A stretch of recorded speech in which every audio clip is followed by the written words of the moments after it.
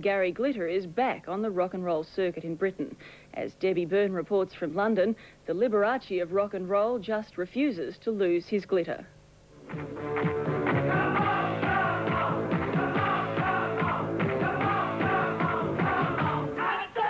It was the image that created a dozen top 10 hits and sold more than 18 million records in the 70s. And it created a phenomenon that refuses to die.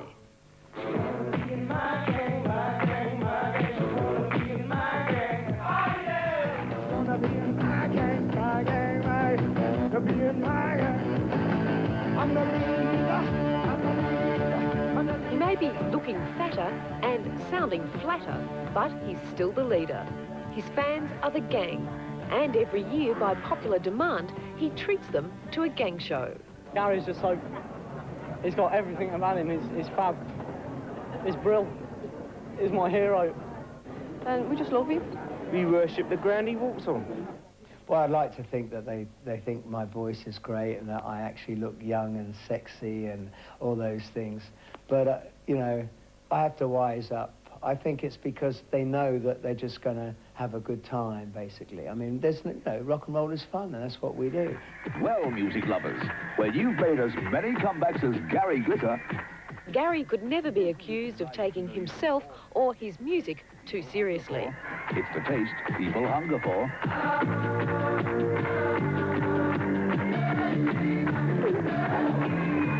His performance was and still is pure theatre, although over the years he's come down a peg or two.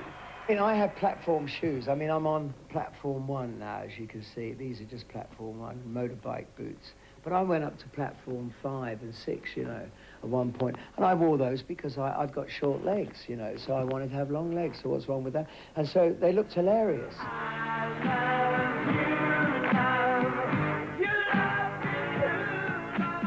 In the 70s, it was the shoes, glitter, makeup and outrageous outfits that both shocked and appealed. In the 90s, the image has toughened up. Leader!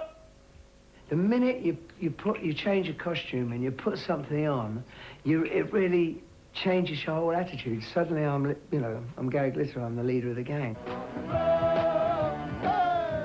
I was doing like a bottle of tequila before breakfast every day, and then I was doing a gram of Coke before lunch. It was like a catch-22, and I was working really hard. I mean, I was on tour forever. The tours haven't stopped, but according to Gary, everything else has. My life changed. I stopped drinking. I haven't had a drink for now 8 years. I haven't touched any of those other substances, and I'm rocking better than ever. My boyfriend always says to me, if Gary Glitter asked you to marry him, what would you do? I said, yeah, I'll leave you. I think he's wonderful. I think he's a national treasure. I've just told him so as well. I think he's wonderful. The secret to the hair is lots of backcombing, which we've done. Loads and loads and loads. Got to have loads of backcombing. It's called power hair. The more famous you get, the bigger the hair gets. At 47, Gary has no intention of packing up the hairspray or putting away the glitter just yet. He's even hoping that his comeback will one day come down under.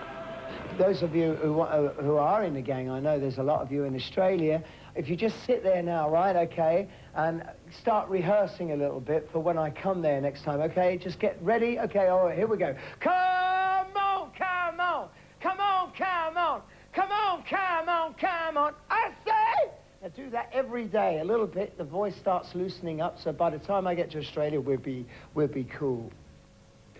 Gary Glitter, the 1992 model. Still some sparkle there. Debbie Byrne reporting. Top profile, for the want of a better way of describing it, and went on to produce a number of top hits like I'm the Leader of the Gang.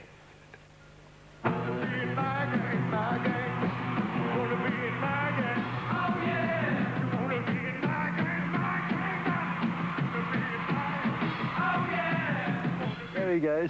There he goes. Well, the hits may have... There he goes. Good morning, Australia. Good morning. The hits may have been a long while ago, but Gary Glitter has never given up performing, as you just saw for yourself. And now he finds himself back in the charts with his new single, The Time Lords.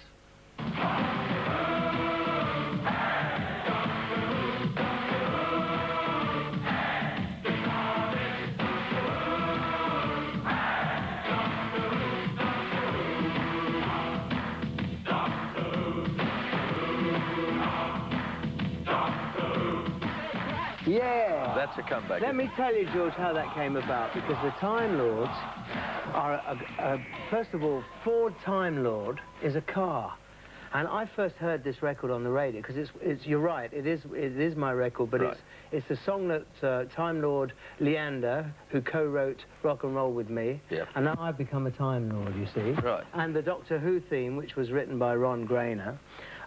These kids put this record together. Now, Ford Time Lord is a car. That's the artist on the record, you see. You see it I'm on with the you video. now. And he used to be, now, this is really tricky now, you've got to concentrate on it. Oh, first of all, stick this on. Oh. We're going to make you a Time Lord, honorary Time Lord here. Oh, it's a cloak. How's that look? That's a bit better, isn't absolutely it? dashing. Hey? I'd like to say hello to all my friends in Australia, by the way, you know. Am I wearing it properly, Gary? Yeah, well, I don't know. You're going to take a few years of practice, I was you going know. to speak to you Try about the dressing, hat, if you like. Let's stick the down hat on. yourself, actually. Dressing down? I have dressed down. This is me Wimbledon gear. Right. Right. So, you see, the idea is that there's a lot of Daleks about. Now, Daleks, if you remember the old Doctor Who thing, well, now they're around, they manifested themselves as sort of BBC commissionaires, you know, parking political people who try and make awful sort of press awful laws on you, stuff like that. And then you've got the Time Lords, who are really lovable people, you know, just like myself, going out and having a bit of fun. Tell me that's this. the record. Why would... No. No, do I leave it on? Or It looks lovely. Right. Why would Gary Glitter want to make a comeback?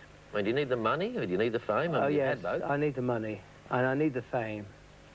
That bad? I think that I like entertaining. I retired in 1976, and I went off, and I lived in Paris for a year, and I did, because I was quite a rich bloke then, I did all the things that... Did you blow the money? Yeah, I blew the money. How did you blow I blew it in a great way, I mean, yeah. How did you blow it? Well, with sex, drugs, and rock and roll, All of you that.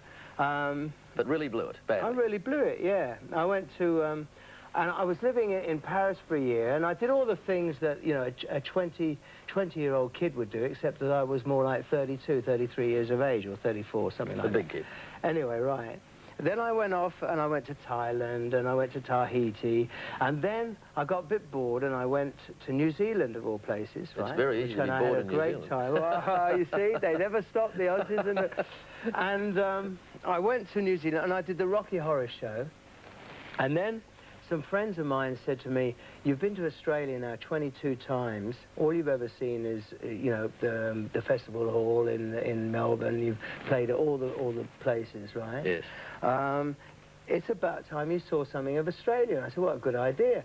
So I went and I became a hippie in Noosa. I went and lived in Noosa. And we didn't for 8 know. months. We didn't know. No. Nobody really knew. I had a brilliant time in Australia. That's amazing. Fair dinkum, right? But is it a fact, though, that you spent that time in Australia undetected? Yeah, I mean, they knew, all the general public knew, but I mean... The media didn't pick it up? That was in the shorts. No, because I think that if you manage to sneak around and you don't come in under a big... You know, I walk around the streets... Obviously you weren't dressed like that for a start. No, that's true. I mean, in Noosa, all you want is a pair of shorts. Yeah, true. So, I've got this, George, I've got to tell you, I've got to fill in, reiterate on this, because you know, I want to tell you all what's happened, because quite a few years have gone by. Yeah. Then I went bankrupt whilst I was in Noosa, funny enough, so I thought, well, you know, there's no point coming back to England. I may as well hang out a bit longer, so I was there a few more months. Then eventually I came back, and my audience had completely changed. I mean, you know, I left... How did you pick up the pieces, I guess, is what most people would like to know, because you're obviously back on the track now. Hard work, really. Just went back out there. I found that I had an audience, thank God.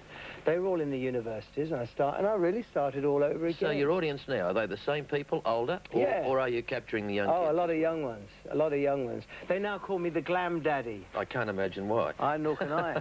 I've just spent three days in makeup there, you know, just to get this. Things were rough, though, genuinely rough for you, weren't they? I tell you where the breakthrough came, George, was that I got pretty heavy into drugs and alcohol, which invariably people do in our business. Yeah. You're very frank about it. You're very honest about all this, actually. Yeah, mainly because it's, you know, I haven't had a drink for a year. And I tell you what, if anybody has got a problem with drink out there, get off it, man. I mean, you know, really, it's so good being... You're suddenly high on life. It's beautiful. Get off it. Gary, that's a very good note to end on, because it's lovely talking to you, but we have to leave it there, unfortunately. But it's good to see you back. Thank you. I'll be down there in January. I'm sure they're going to look forward to it. All right. Gary, great talking Thanks, to you. George. And thanks for the cloak. Pleasure. And the hat. Pleasure. I think I'll leave it right where it is. Liz? I've got to say, George, it's not really quite your style, but maybe we could make it your style. I thought it was me, Liz. I really Did you? Well, I mean, you know, we can certainly work on that when we get back to Australia. We should make things happen here in London. Gary, welcome to London, both of you. Thanks, Gary. Thank you, Gary Glitter. Have a good time. We will. We promise we will. You look very beautiful today, Liz. You like the garden? I think you look absolutely amazing. Thank you very much. Gary Glitter and George Glitter-Nee.